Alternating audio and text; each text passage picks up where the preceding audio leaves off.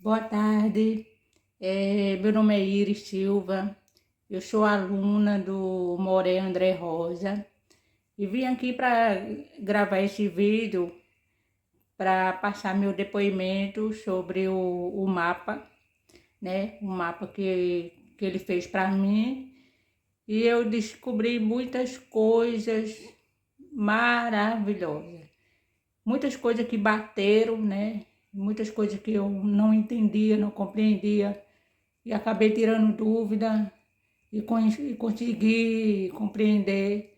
E realmente fantástico, fantástico. Mas o que mais me surpreende é com as coisas que vem acontecendo na minha vida, né? Em relação a minha família, minha vida passada, as coisas que eu ficava vai e volta e tudo mais. E eu estou muito feliz por ser aluna dele, porque eu estou estudando coisas que é muito sério, é muito profundo você estudar, você... Kabbalah é fantástico, fantástico. Então, eu espero que vocês curtem, compartilhem, e vale a pena você entrar, né? Estudar, aprender mais, e, enfim, muito profundo. Vou ver se ficou bonito. Então, foi aqui exatamente, veja, mais uma guimatria, a gente não se direcionou por nada mais, nada menos, né? Eu vou ler aqui de novo só para ficar em vídeo, para depois vocês, se quiserem acessar.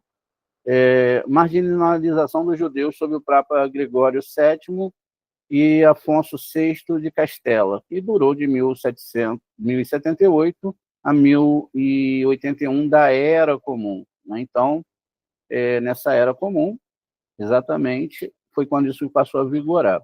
Repetindo aqui a leitura, o Papa Gregório, né, VII, um dos grandes reformadores da Igreja medieval e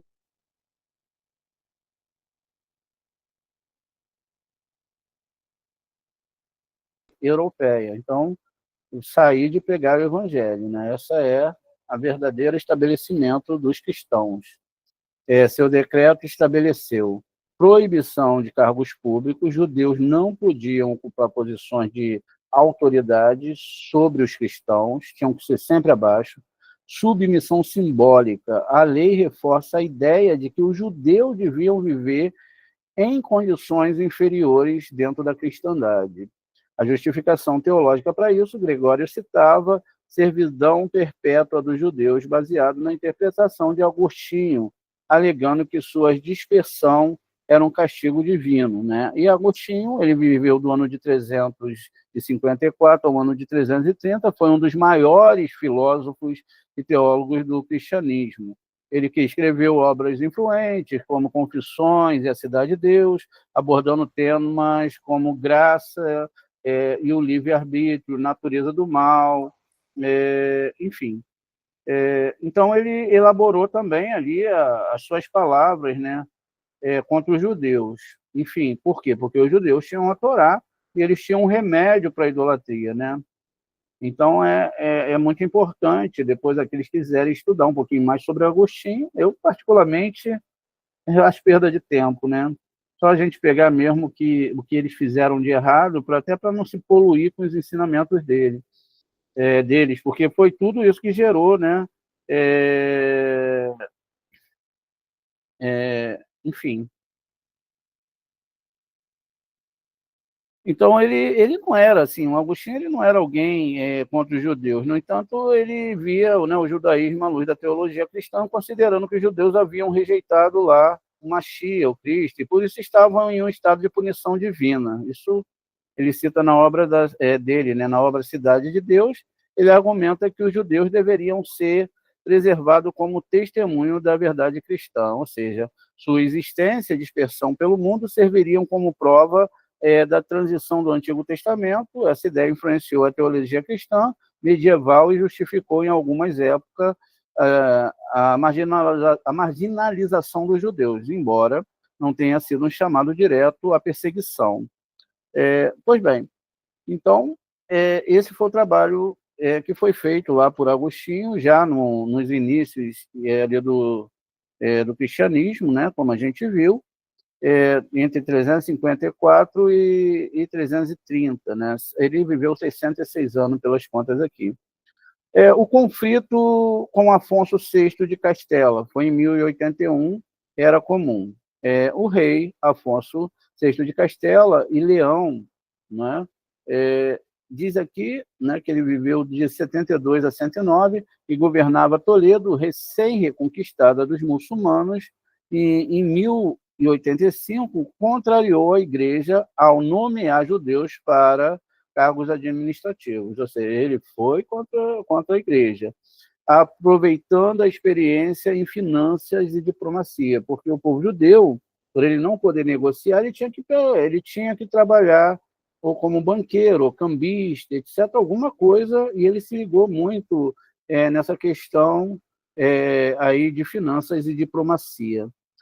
Manter relações comerciais e políticas, não é, com a comunidade judaica, algo visto como escandaloso pelo clero. Né? O judeu tinha já Avot, já tinha um monte de livros que ele lia, né, quando podia, né, e ele tinha toda, além de ter a essência aí, né, da Torá e etc., eles usavam isso. Né? Gregório VII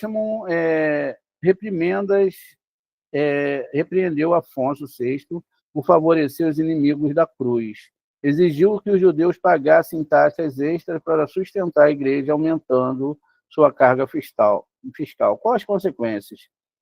Cristianização do poder. Pressão papal levou a uma gradual remoção de judeus dos cargos públicos em outros reinos. Crescimento de taxas discriminatórias, os judeus passaram a ser sobrecarregados com imposto, como um imposto do piede, para comprar o direito de permanecer em certas cidades. Toledo, como exceção, Afonso VI manteve a tolerância, mas após a morte, as condições pioraram e culminaram em pogrões no século XIV.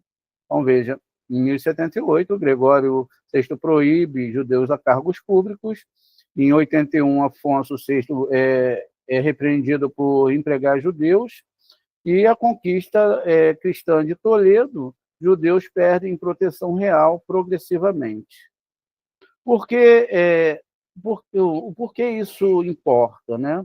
Então, esses decretos consolidaram a marginalização legal dos judeus na Europa medieval e antecipando, né, estigmatização econômica, judeus confinados a empréstimos e cobranças de impostos, então, era o que eles faziam, violência das cruzadas, massacres em 1096, a gente nem falou ainda das cruzadas, reforma protestante, tem muita coisa ainda, expulsões posteriores, como da Espanha de 1492.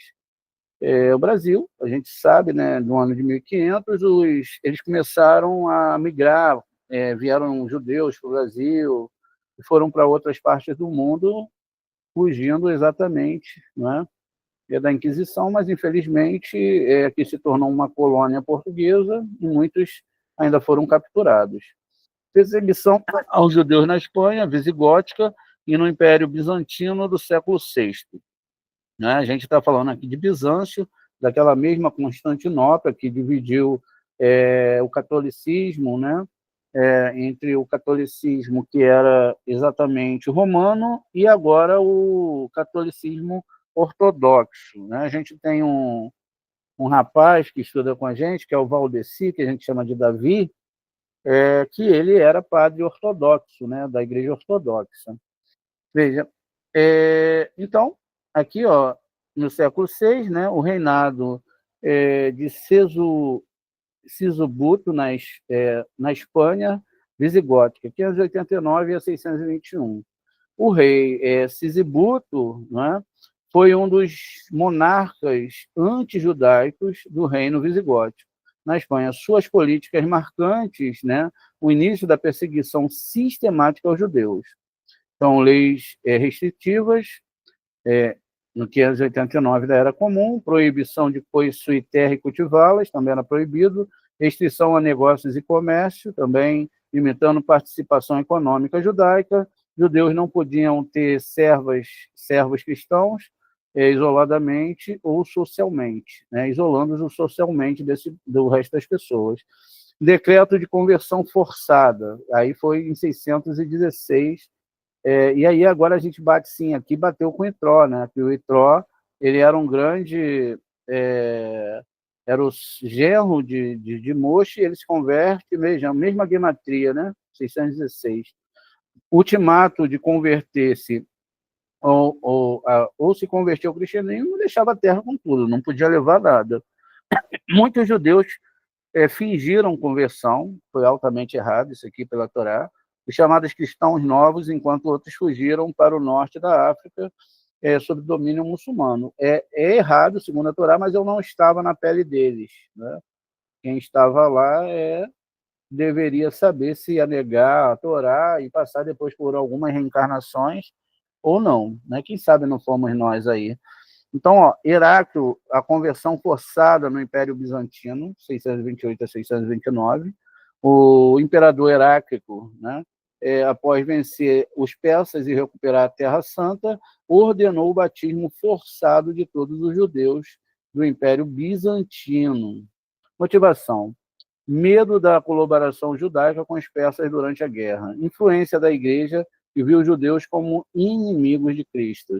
Consequência: fuga em massa para territórios persas e árabes. Cripto-judaísmo. Muitos continuaram praticando o judaísmo em segredo. Impacto na história. A Espanha visigótica, as leis de Sisebuto prepararam um terreno para a perseguição futura, culminando no Quarto Concílio de Toledo, no 683, Era Comum, que reforçou a opressão. O Império Bizantino, a política de Heráclito enfraqueceu a comunidade judaica, enfim. Pois bem, gente, aqui durante o Império Bizantino, não é, surgiu, além da questão, né, ali do próprio sistema, né, de julgamento, o sistema que nós conhecemos hoje, ele foi cristianizado, ele foi dogmatizado por Roma, trazendo leis de Roma, porque foram trazidas ali várias ideias, né, nesse período ali do Bizantino, né, isso foi feito por Justiniano, mas houveram muitos embates. A gente sabe que houveram embates no Concílio de Nicéia, a gente sabe que o próprio Constantino, no ano de 330, ele toma Bizâncio, na Turquia, e cria uma nova cidade agora chamada Constantinopla. Era comum os romanos invadirem as cidades e darem um novo nome, botarem suas culturas. Quando não, eles, para ter um controle mais fácil, eles misturavam, né, eles faziam um sincretismo religioso. Então, eles misturavam ali o que aconteceu com o Novo Testamento, né? Não tem nem como negar, nunca existiu o nascimento de nenhum semideus, etc., mas isso existe muito dentro da própria religião grega, que Zeus deitava com mulheres, tinha filhos que eram semideuses, e etc., enfim. Então, veja, a gente tem ali o desenvolvimento, né, dessas brigas internas, né, eles começam, então, a entrar na questão da cristologia, querendo entender ali a natureza da divindade. A gente viu que o ano era 330, mas isso já começou a ser elaborado no ano de 325, etc., e tudo isso foi muito bem colocado, né? No Concílio de Calcedônia foi um marco, né, afirmar que Jesus possuía duas naturezas, divina e humana, né, numa única pessoa. A pneumatologia, estudo sobre o Espírito Santo, com discussões significativas acerca da procedência do Espírito, a controvérsia, não é? Do pai, ou do pai e do filho, foi um ponto de divergência entre as tradições orientais e ocidentais, teologia mística, ênfase em experiência direta com Deus, através da prática do isicasmo, uma forma de oração contemplativa que busca a união do divino, né? Isso lá em Gregório Palamas, né, que viveu, foi a pessoa que trouxe isso. Enfim, foi um dos principais defensores dessa tradição mística. Aí surge também a iconografia, né? O desenvolvimento de uma teologia ali fora, né, das imagens sagradas, que da palavra que a gente usa sempre para Abraão, iconoclastia, né? Então, isso eles começaram a tirar objetos santos, etc., e tiraram isso do meio do ensino teológico, né? Então, isso aconteceu também nesse império, nessa controvérsia que é chamada de controvérsia iconoclasta do século VIII e do século IX.